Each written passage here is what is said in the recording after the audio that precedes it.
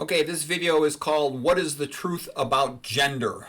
And I just want to start out, I recently read a book about the history of George Washington, and there's this magnificent painting here of him crossing the Delaware. It was done on Christmas night for a surprise attack on the Hessians. They were German mercenaries fighting with the British.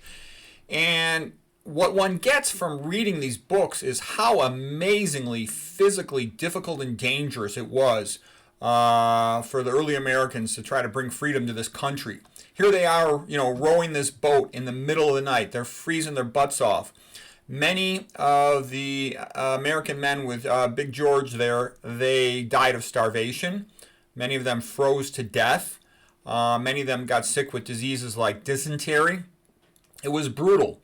They would have to they'd have to march many, many miles. Look at all the boats extending all the way out along this river. They would have to build forts, dragging cannons up hills and big log woods to make these forts to protect themselves, to shield themselves, digging trenches to make a mud thing. So you have to be physically strong. And it's just a fact of life that men are much stronger than women. When I was in 6th grade, I won the village wrestling championship, and my mother, and I came home, I was kind of arrogant or cocky or something. I don't know. I pissed off my mom, and she picked me up, and she threw me onto the bed, and I was like, wow, my mom could kick my ass. And so that was in the 6th grade. My mom was a pretty strong lady, tennis champion and all that. But by 7th grade, I had gained, another 20 pounds. I probably weighed about 110 pounds. I was a strong 7th grader, and I knew I was a lot stronger than my mom by then. All right, so a woman tends to be about as strong as a boy before he hits puberty. Okay, so, pre-pubertal boys, they're not the strongest people in the world, okay? They're not physically like a man. Come on, let's be honest about that. There's this cultural thing nowadays trying to pretend women have the physical strength of men. And, there might be someone who's on steroids or something, but men in general are much physically stronger than women and able to do these things. Plus, men don't have babies, okay? Once a woman has a baby, that typically becomes the priority of her life, more important to her than her husband, certainly. Ask any married guy, he'll tell you that. And that's a giant responsibility. So anyways, what I'm saying is every single one of these soldiers was a man. Okay, some women came along to cook, some women came along as prostitutes, but all the guys out there fighting were men. Okay, and so I'm making this point because it's going to become relevant to the stuff we're going to talk about here in just a moment. This is a magnificent painting by Emmanuel LOTS. Okay, and now here is the men when they were at Valley Forge. So they spent a winter at Valley Forge, and it was brutal. Again, many of them froze to death. Look at their clothes, their rags. The Americans didn't even have a uniform. They didn't even have a flag, okay? And the only reason I mention this, there was a guy named Baron von Steuben. He had gotten in trouble in Germany for homosexual behavior, and he was actually a pretty smart guy, and he knew a lot about military training.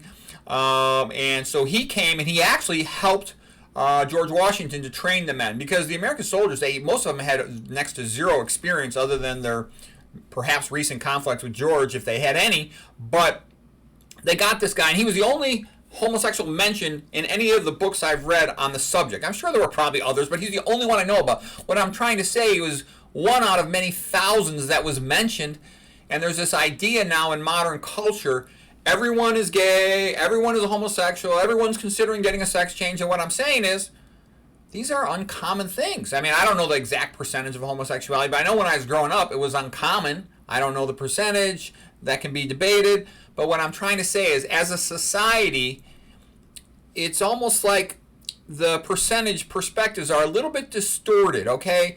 And what am I trying to say? I'll show you when I get to the next couple pictures here. Now, just one more thing about women. This is the only woman mentioned in combat, and I just saw it because of this picture, and this picture was specifically made for some female talk or something. But anyways, this poor lady, her name was Margaret Cochran Corbin. She's one of the Americans, and her husband was manning the cannon when they fought at the Battle of Fort Washington in New York in 1776, and her husband was killed, and she bravely, took to help with firing the cannon to try to fight off the Hessians. Those are the German mercenaries fighting with the British. So anyways, yes, that was heroic of her. But what I'm trying to say is the many, many thousands and thousands of guys who fought for the Americans was primarily a bunch of Christian heterosexual men. Okay, that's just the way it was, all right? And, it is what it is. And men have more physical strength. Men don't have babies.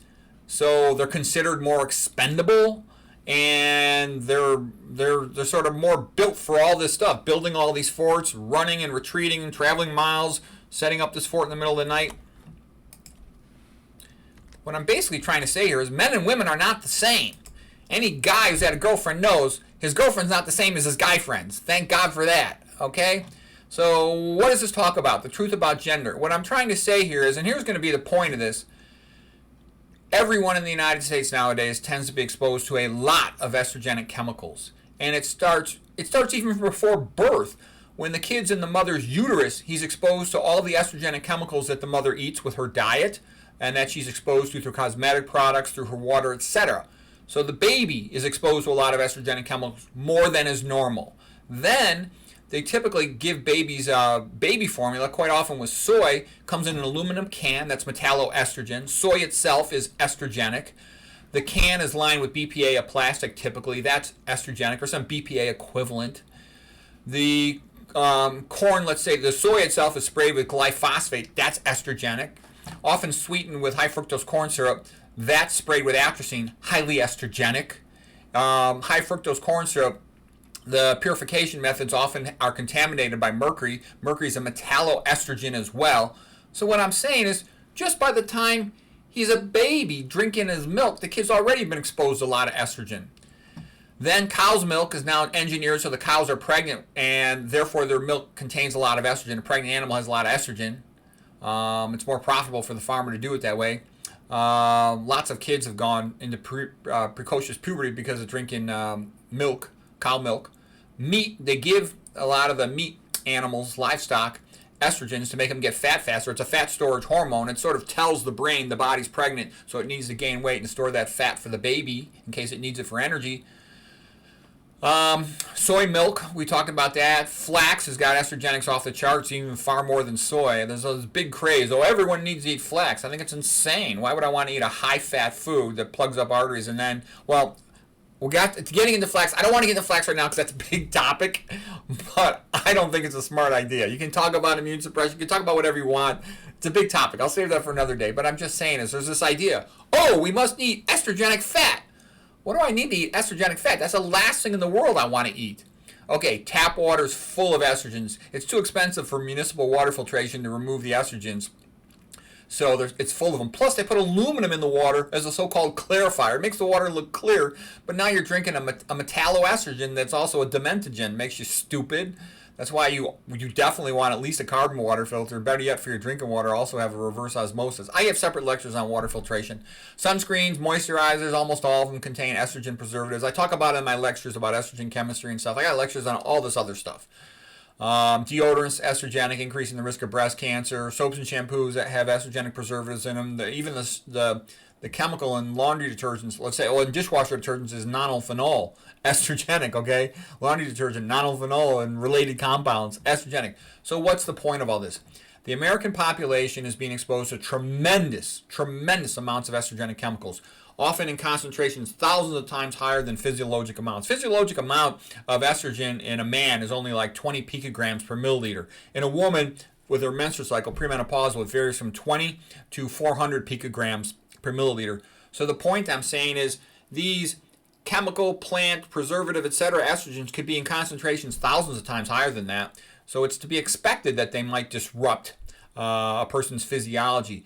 And so nowadays what I'm saying is, in all these books I read about the Revolutionary War, everything else I've read previously about the Civil War and about other historical events, I never once heard anything about these issues because all these chemicals didn't exist. So what I'm saying is, if a kid is confused about their gender, one of the things that it would seem reasonable to me, now I'm no expert on all the details of this gender stuff. I don't study it. I don't work in that area. But I'm just talking about what seems like common sense to me.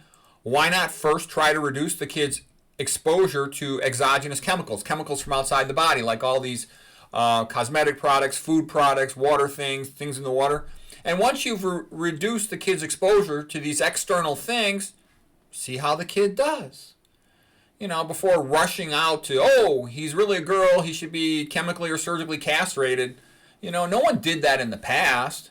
We used to criticize other cultures that did that to the kids' genitals. So why not remove the chemical exposure to the extent that's possible, and see how the kid does. See what happens.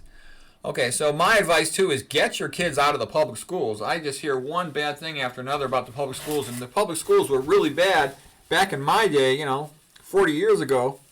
So get your kids out of the public school. They don't learn anything good, and they learn a lot of stuff bad. I'd say run for your life from the public school. If you had to pick a school, I would say homeschooling is by far the best. If you can't do that, private religious schools would be next best. At least they learn God and some morals and a different perspective on life. And then you can't do that, private secular schools, and the worst school of all is a public school. A population of people who do not help each other, who do not tell each other the truth, either because they're too stupid to know the truth or because of censorship, and who do not, value the family, who are not either who do not want to have children or who are unable to have children, and then who don't have a religion to unite them, which is what's happening in America. That is a population that is going to become enslaved by communism and dictatorship, or it's going to go extinct. Okay, this is just common sense, and I'm always amazed that common sense is becoming so rare. So hopefully that'll help some kids out there. And we don't want to end up like a cemetery. We had this great country. Let us be nice to each other, help each other, and we could still have a great country. We could all, have a nice life. Anyways, I just made this video for the sake of protecting poor kids who are potentially exposed to tons of chemicals that's making them confused. So before they, rush into getting castrated, maybe if they withdraw the chemicals, the kids will, things will improve for the poor kid.